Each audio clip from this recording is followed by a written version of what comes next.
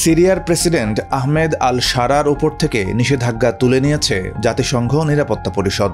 পাশাপাশি যুক্তরাষ্ট্রও সন্ত্রাসী হিসেবে নিষেধাজ্ঞার তালিকা থেকে বাদ দিয়েছে শারার নাম।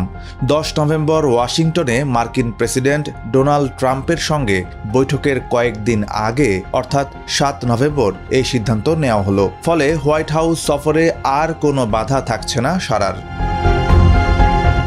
কাতার ভিত্তিক সংবাদ মাধ্যম আল জাজিরা জানিয়েছে, নিরাপত্তা পরিষদ ও যুক্তরাষ্ট্র সিরিয়ার স্বরাষ্ট্রমন্ত্রী আনাস খাত্তাবের উপর থেকেও নিষেধাজ্ঞা তুলে নিয়েছে।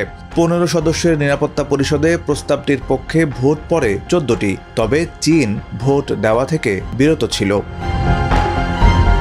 13 বছরের গৃহযুদ্ধের পর আহমেদ আল শারার সংগঠন হায়াত তাহরির আল শাম বা HTS 2024 সালের ডিসেম্বরে সিরিয়ার তৎকালীন প্রেসিডেন্ট বাশার আল আসাদকে ক্ষমতাচ্যুত করে। এরপর আহমেদ আল শারা দেশটির প্রেসিডেন্ট হন।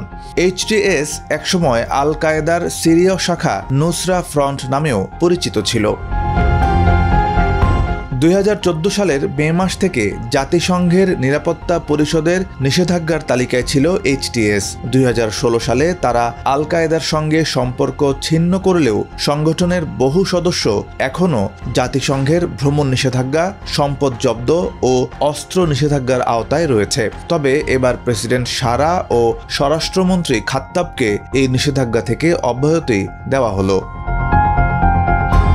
আহমেদ আল শারা ট্রাম্পের সঙ্গে বৈঠক করতে ওয়াশিংটন সফরে যাচ্ছেন। এটি হবে যুক্তরাষ্ট্রের রাজধানীতে কোনো সিরীয় রাষ্ট্রপ্রধানের দ্বিতীয় সফর।